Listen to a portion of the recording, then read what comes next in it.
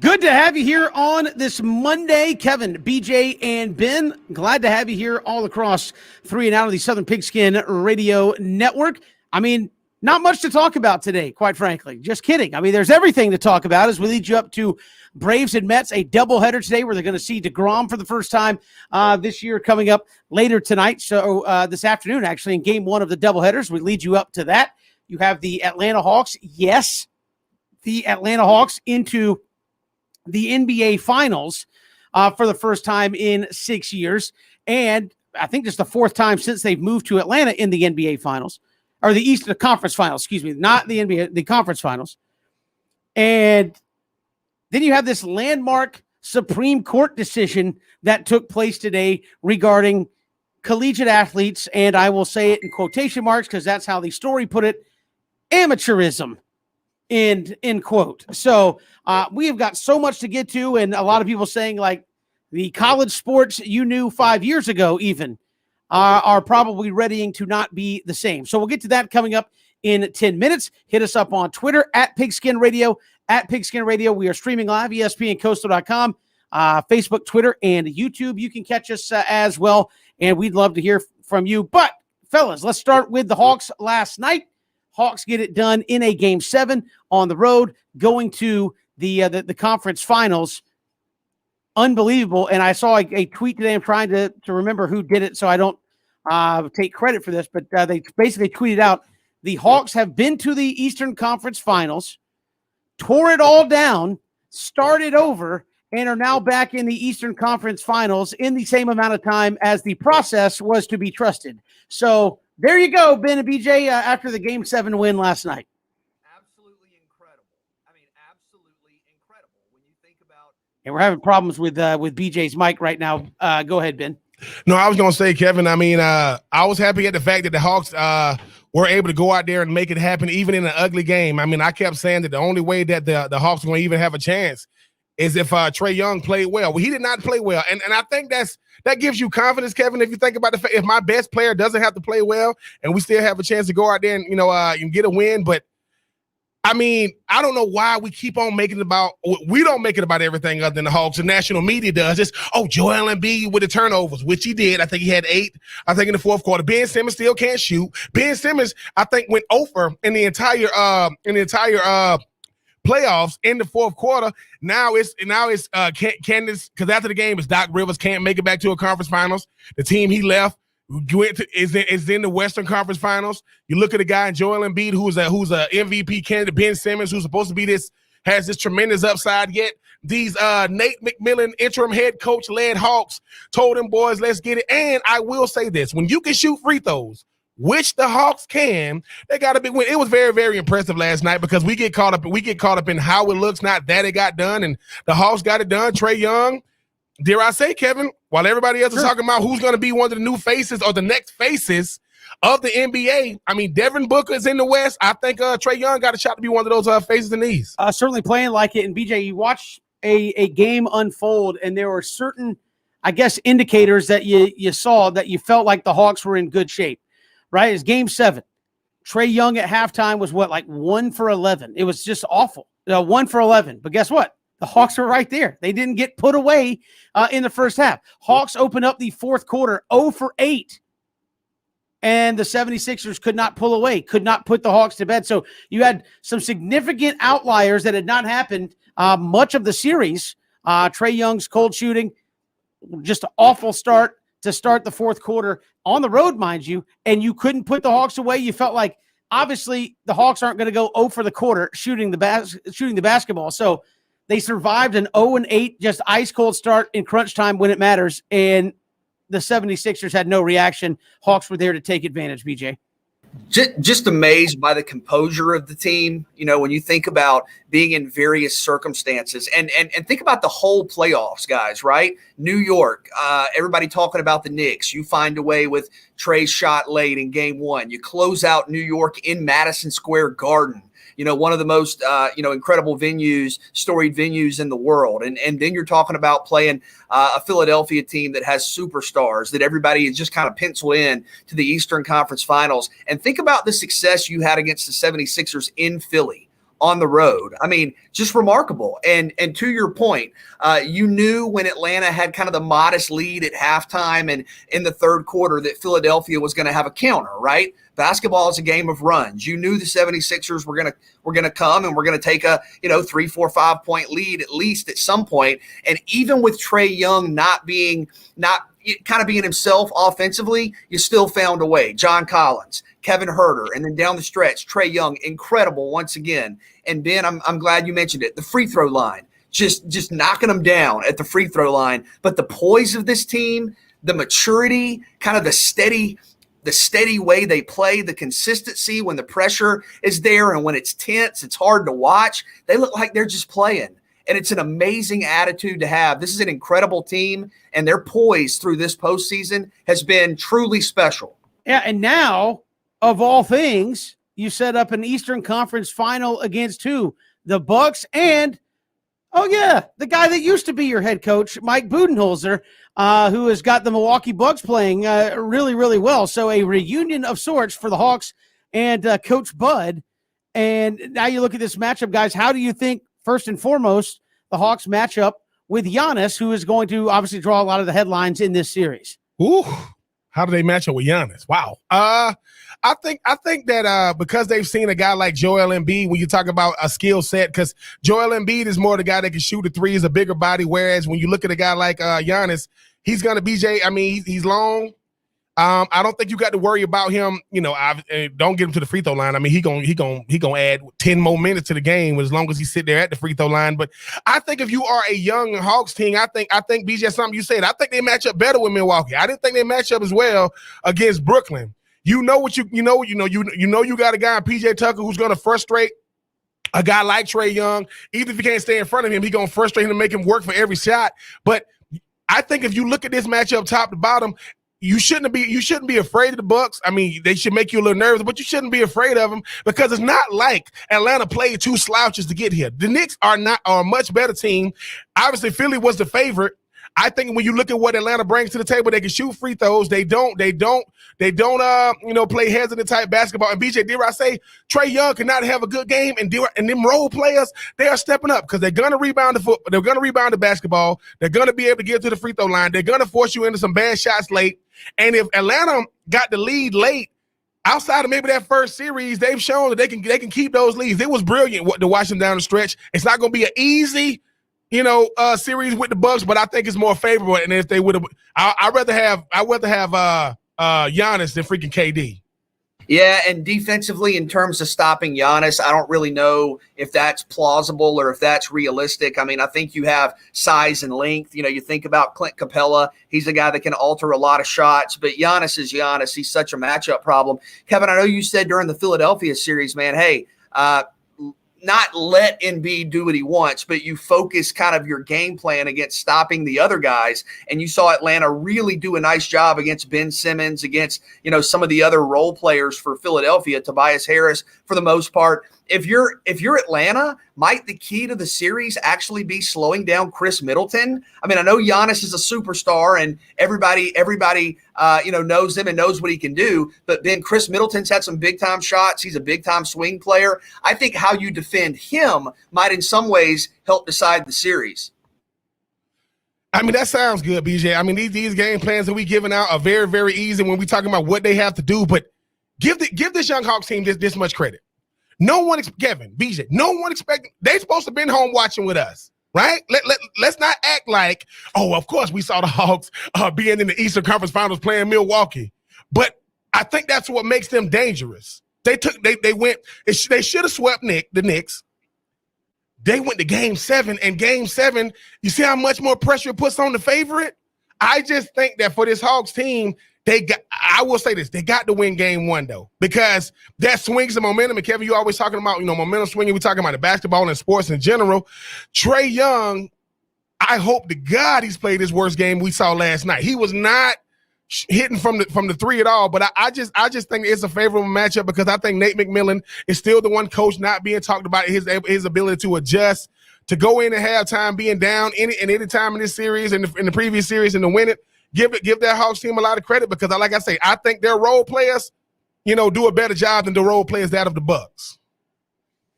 Yeah, I look, man, I think the Hawks going into this, you're again playing with house money against a good team in Milwaukee, but certainly not one that the experts thought. There are a lot of folks that never thought that the Bucks would get past the Nets to get to this point. And I know Virgil weighs in on Facebook saying the Bucks are one of the worst teams in the league at defending the three, and good. The Hawks shoot the three really well, I think you saw that game plan that we talked about. Look, let Embiid do his thing. How many games did we come back and say Joel Embiid and Seth Curry were about the only ones that did anything in the fourth quarter? Well, what does that tell you? The Hawks were letting Embiid kind of make his own mistakes, shoot some bad shots, but they weren't going to let everybody else beat them, and they didn't. I think the Hawks, they win, a couple of games there in Philadelphia as well. So you were able to go on the road and take it to a 76ers team in their crib and get it done. Now you're on to the Eastern Conference Finals. And now, again, we talked about this last week. I went to the stat sheet. We talked about playing with house money in that series against the 76ers. I mean, you are playing with the house and some of your neighbors' money in this series because, again, the Hawks, to my count, unless I, again, didn't read it right, have been in the Eastern Conference Finals 3 times since they've moved to Atlanta in 1968 and have won exactly 1 game in those Eastern Conference Finals. So, I mean, anything you do from this point forward in terms of positivity, a dub, 2 dubs, you are sitting in some unprecedented waters here with the Hawks, and just go out and play with a lot of confidence, even with Giannis on the other side. I think you might argue you have the better team chemistry going right now of the 2 teams here in the playoffs. Well, and I think this is a team that is captivating the country. You know, Ben, you've talked about this for a few weeks now, that maybe people knew about Trae Young, or that's the guy from Oklahoma who shoots the long threes. But now you're seeing he's got the best floater in the NBA. His ball handling is extraordinary. He is a guy that wants the ball late. He is clutch. He is cool. He is composed. You're learning about the role players. You know, social media talking about Kevin Huerter. They're calling him Red Velvet. He's got 27. You think about John Collins, who people know. Clint Capella, people knew about him in Houston, but now you're seeing the full impact of his game. You think about Gallinari. He's a veteran. He's been around the league, but now he's playing leading role type moments, scoring 18, 20, 22 in big time playoff games. You think about Lou Will, what he brings off the bench. You think about the depth, the balance. And I know the question, and understandably so, Giannis is one of the best players on earth, is how will the Hawks match up with Giannis? But I think, to Virgil's point, who shared the comment on Facebook, how does Milwaukee match up with Atlanta? When you think about a dynamic, penetrating, score or kick point guard in Trae, you think about 3, 4, 5 shooters. And keep in mind, not only shooters, but big guys who can shoot. Gallinari's 6'9". He can shoot from 3. John Collins can shoot from 3. You're talking about length. You're talking about floor spacing. You're talking about guys who have a mid-range. I don't know how Milwaukee matches up with this Atlanta Hawks team and what they bring to the floor offensively. Whatever Giannis does, he's not going to score enough points to beat you. You're not going to stop him. I think with him, you force him to the free throw line in pressure situations to give you a better shot. I just think that when you look at the team, you look at the 4 teams left.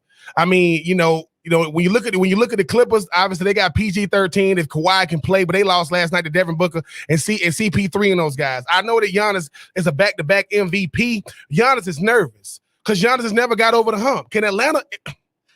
Atlanta was not a better team than both teams they just beat. They were not a better team than Philly. They weren't a better team than I think the Knickerbockers. They had the better chemistry. Chemistry matters. Giannis is Giannis. I mean, and I know Virgil was saying, if Trae learns to protect the ball, he will become a super. No, he is a superstar because I think he became a superstar over, in the first series. He proved that the lights are not too bright in this second series. And if he can beat Milwaukee, I don't want to say if the Hawks can beat Milwaukee, it's obvious he's kind of the contributing factor to that because as he goes, the Hawks seem to go. When he struggles, the Hawks have kind of struggled. When he has a great, even if it's just assists, yes, the Hawks do much better in that scenario. So I think he is clearly the leader and kind of the momentum centrifuge, if you will, of this team. And Kevin, you hear a name and you hear a play. You hear a team and you get a name. If I say BJ, if I say Phoenix, you're gonna say Devin Booker, or you're gonna say CP3. If I say the Clippers, you're gonna say Kawhi, PG-13. If I say Milwaukee, you're gonna say Giannis. If I say Atlanta, you're gonna say Trey. I'm sorry, he's already a one-name superstar, and it's not like he just got here. So I know it's all about the up and comers and everybody not named Trey Young. How many of those teams still playing? Okay, they watching Trey do what he does. You don't got to like his haircut. You can like his game. That man didn't have a good game. They still won. Forever, I love Atlanta. Get with it or get lost. Yeah, it's going to be interesting to see how this thing plays out. But coming up on Wednesday, game 1 of the Eastern Conference Finals, and BJ's had a lot of moments of disbelief. This might be another one. The Atlanta Hawks are in the Eastern Conference Finals. Say it aloud for those who didn't hear you the first time when it was all said and done. We got so much to get. Just any and everything is happening today here around the state. You got the Hawks into the Eastern Conference Finals. You got the Braves and Mets in a crucial 4-game series with a doubleheader coming up today. Jacob deGrom against Kyle Muller. God bless you, Kyle. You may have to go out there and pitch as great as you've ever pitched in your life in that first 7-inning game to try to get a dub. But that coming up. And, oh, by the way, the Supreme Court is weighing in on college athletes, and not about name, image, likeness, about even more. And we will get to that and tell you exactly what the Supreme Court put out there today. When we come back, it's 3 and Out on the Southern Pigskin Radio Network.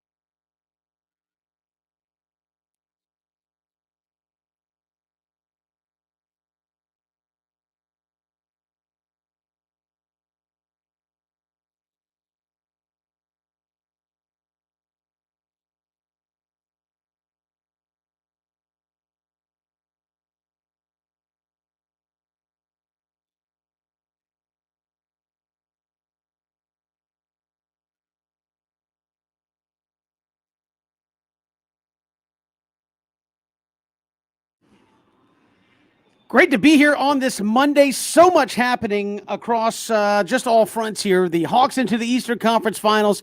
You've got Braves and Mets versus DeGrom today in game one of another doubleheader. So the Braves are playing 4 games in a span of 2 days here as well. And we all know name, image, likeness is coming up next week. Next week in the state of Georgia. We'll get to July 1st. The NCAA is planning to pass some minimalist measures, basically saying if you got laws on the books, you're good. And if you don't, here's some minimum guidelines you potentially have to beat. But BJ, none of that, I think, even holds a candle to what the Supreme Court had to say today. And who even had an idea that the Supreme Court was about to weigh in? That kind of came out and it was like, wait, the Supreme Court all of a sudden has a weigh in about quote unquote amateurism.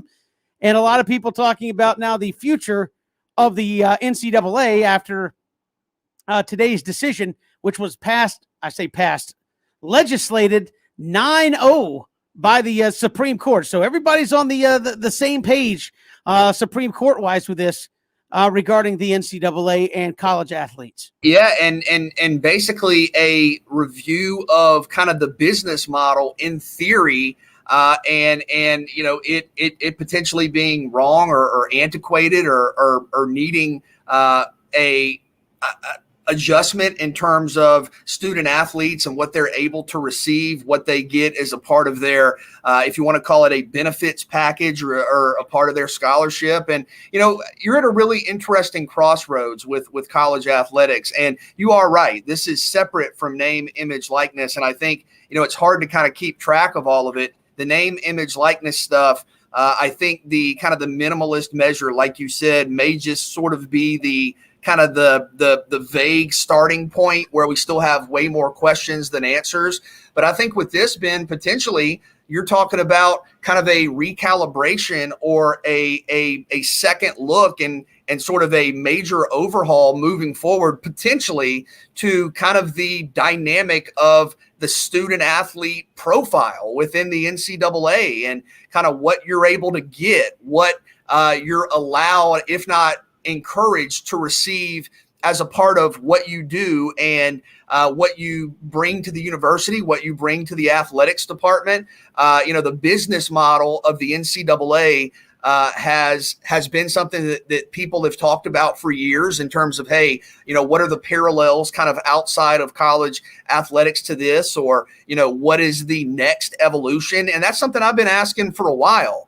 I don't think that when you talk about name, image, likeness, and I've said this before, and obviously you have a great perspective on it, but I don't think that name, image, likeness is kind of the end all be all for this change in amateurism. I think it's a very small part.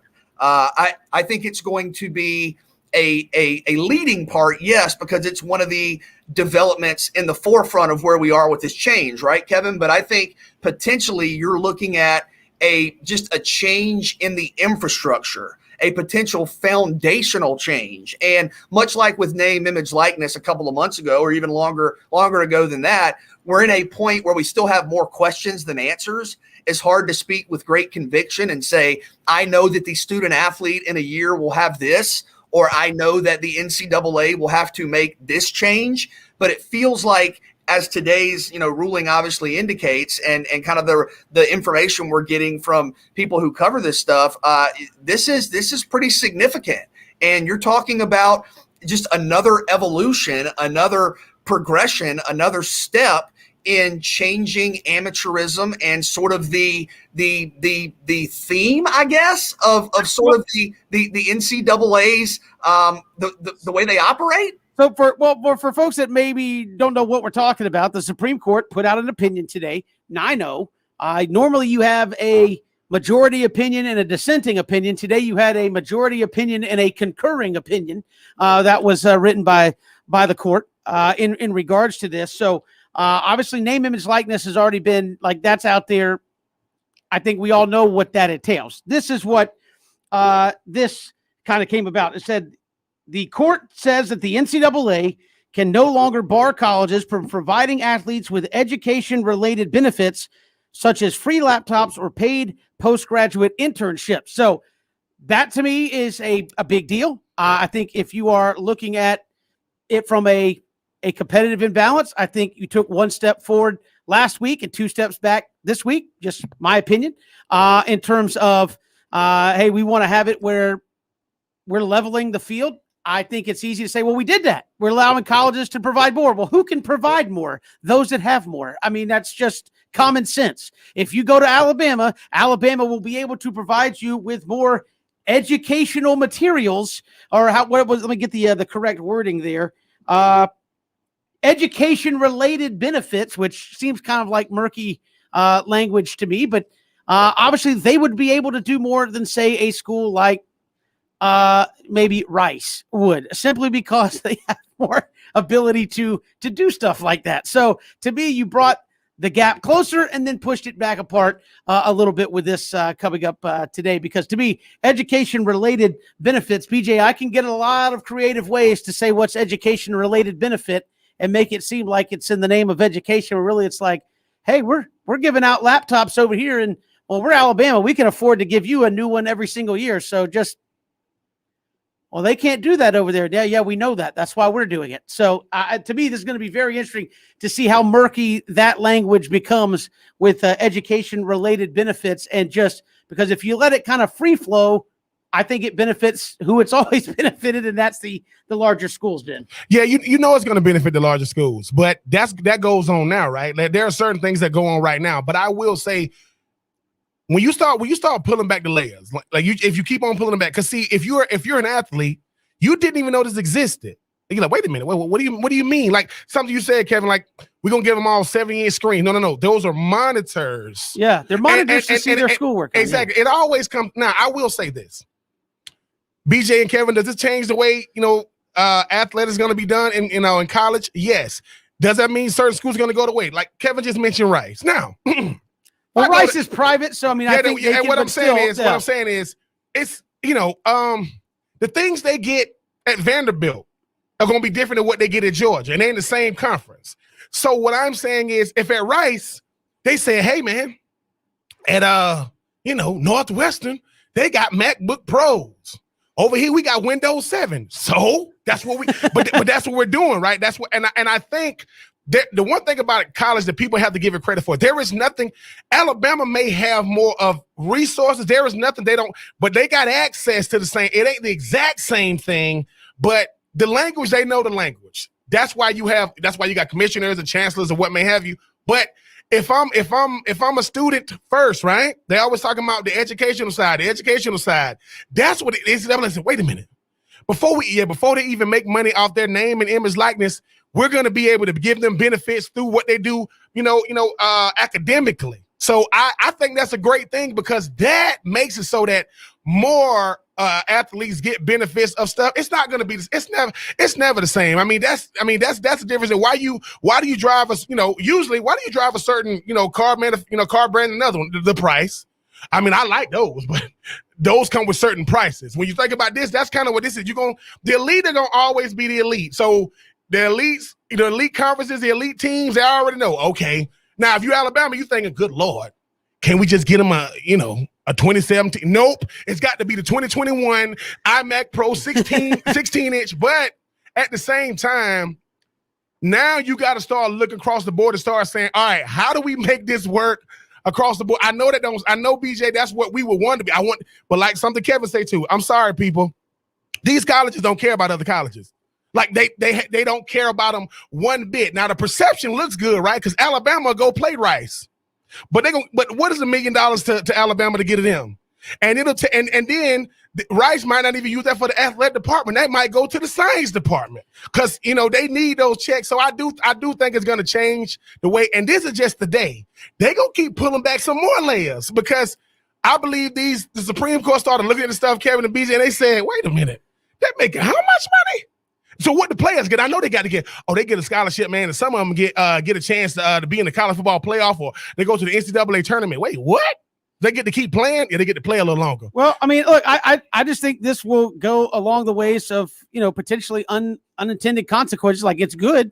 I think, like, hey, hook them up. Do what you got to do. I just think we look at it, and the general premise is, hey, all these colleges are making all this money, and I think they are making a lot of money, but I think they're also spending a lot of it before they get it. I just read a story last week.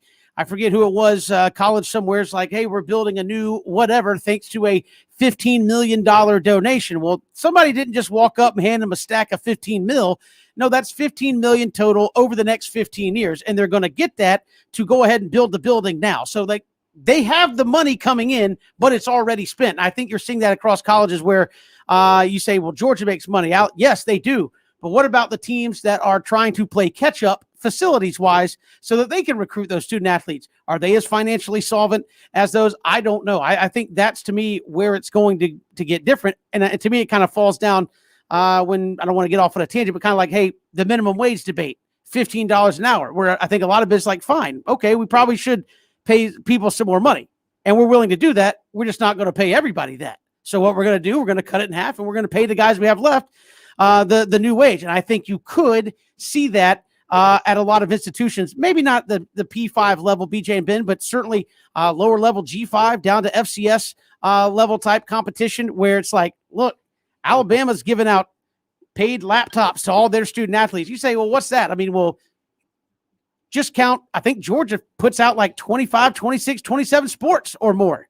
So it's not like, hey, it's just for the football guys. Like, no, they're saying they're probably going to give it to everybody.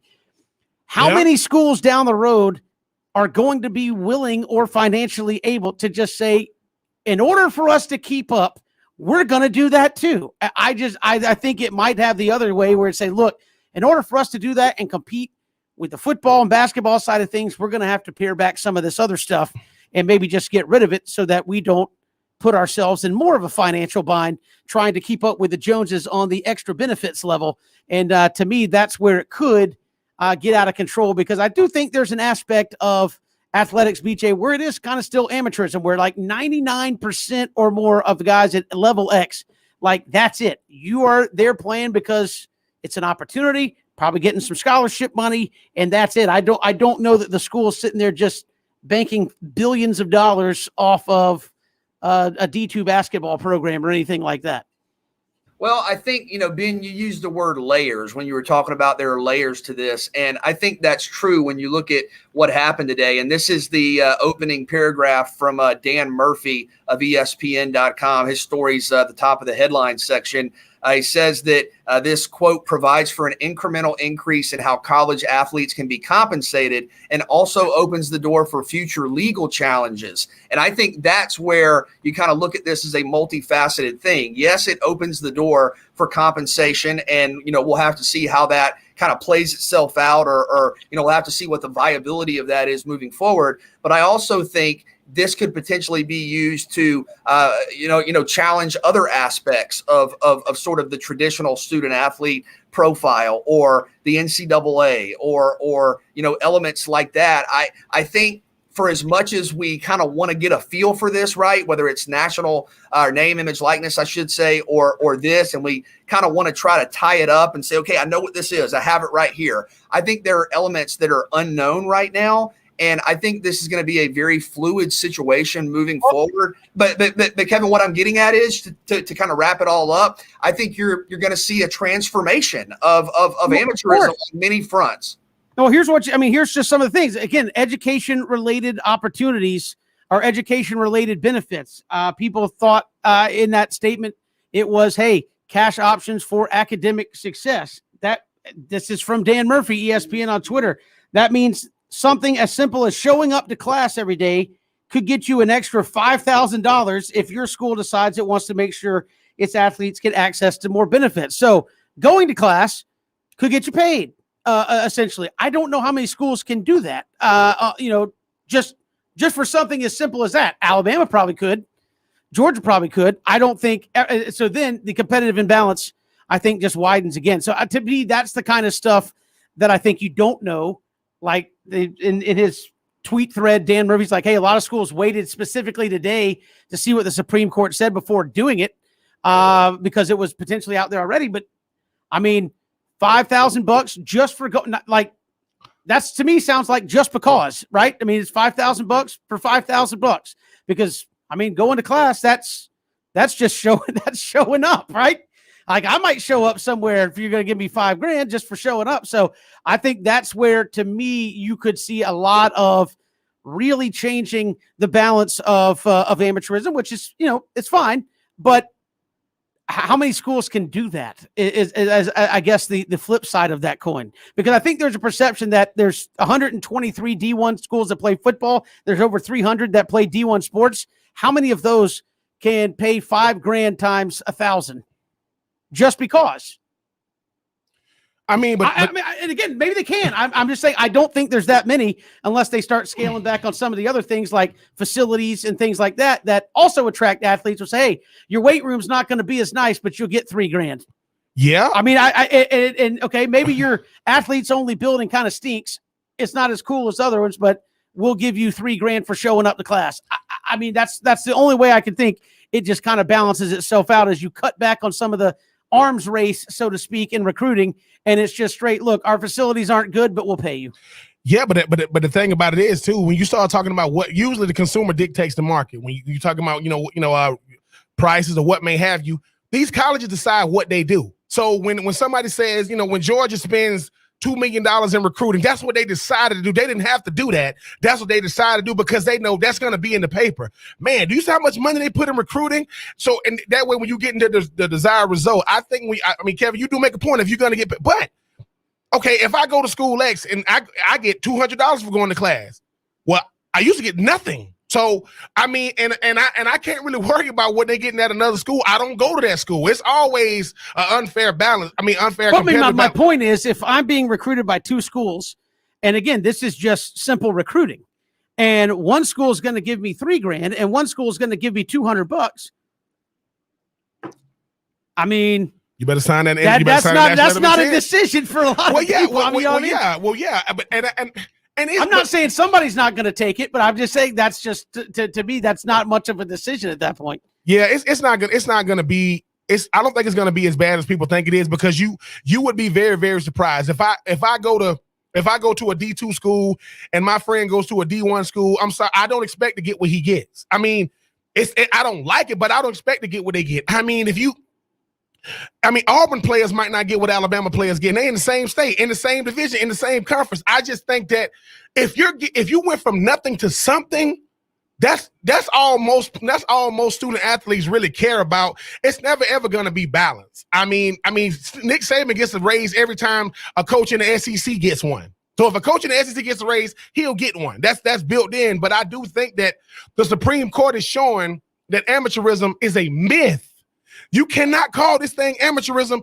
Forget the fact we ain't even talking about name and image later. That was last week. This week, y'all could have been giving them benefits because of academics, and you weren't even giving them that. I just think that the more we keep pulling back the layers with this thing, we're gonna be like, dude, because like you said, Kevin, you're right. I mean, are student athletes the only quote ambassadors at the school getting exploited? No. If you go to medical school, they exploit you too. I mean, I had to do a 4-year internship for research, and what did I get? Experience. And they use my research to go, decide another. Everybody's getting it. I think this paves the way for students more than student athletes, because if athletes can benefit academically, I mean, students got to start. So pretty soon they're gonna be like, hey man, maybe I can make some of this money back. Sally Mae, I'm coming for you, because good Lord, we definitely gonna find you. We got to step aside. There's so much that we could unravel with this, because again, who knows how it's going to play itself out. And I think it starts out small, and then once people see what the playing field is, it can really explode out there into a number of different ways. We'll continue to talk about this as it develops over the coming days and weeks as well. We'll come back, get you ready for Braves and Mets from New York. A doubleheader today, starting off a 4-game series. It's 3 and Out on the Southern Pigskin Radio Network.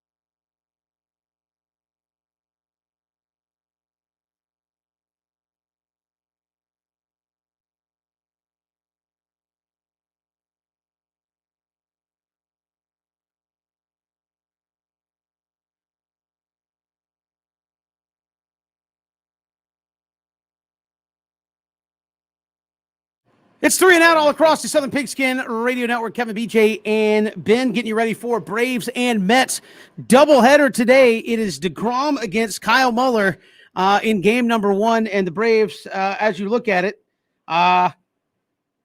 Kevin Smith catching, Kyle Muller going against DeGrom.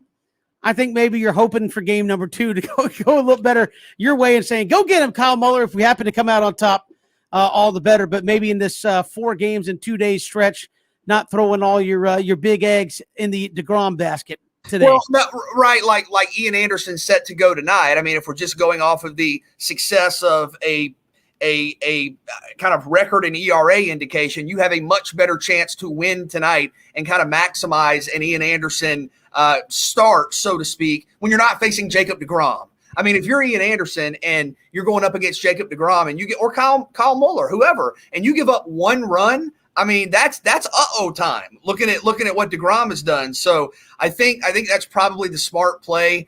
If that's the perspective, I think Ian Anderson's got a great chance to get a dub tonight. I don't know that the Mets have announced their starter, but yeah, when you're facing DeGrom, man, wow, just go out there and give it your best, and we'll see.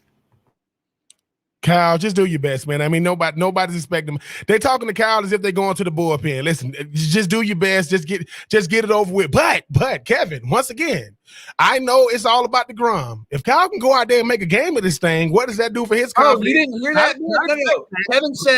Kevin said if the Braves beat DeGrom, he's buying all of us lunch tomorrow. Is that what I said? That's what I heard. I would say, listen, and outside of the Wainwright start, the Braves starting pitching has been pretty good the last handful of games. So we'll see. I mean, again, Kyle Muller's, his job is not to try to beat Jacob DeGrom. His job is to try to slow down the Mets offense, which when DeGrom pitches hasn't been giving him all that much. So we shall see what the young kid can do. Like I said, go get him, nothing to lose. But BJ, as you said, I think vital you try to take 3 out of 4 in this series to claw some ground back, as each game gives you 2, so to speak, in the standings going the other direction. So big next couple of days, and you got 2 7-inning games today. We'll send you up to New York, get you ready for that right after this. We will see you tomorrow. It's 3 and Out all across the Southern Pigskin Radio Network, streaming live, ESPNCoastal.com. Hit us up on Twitter at Pigskin Radio.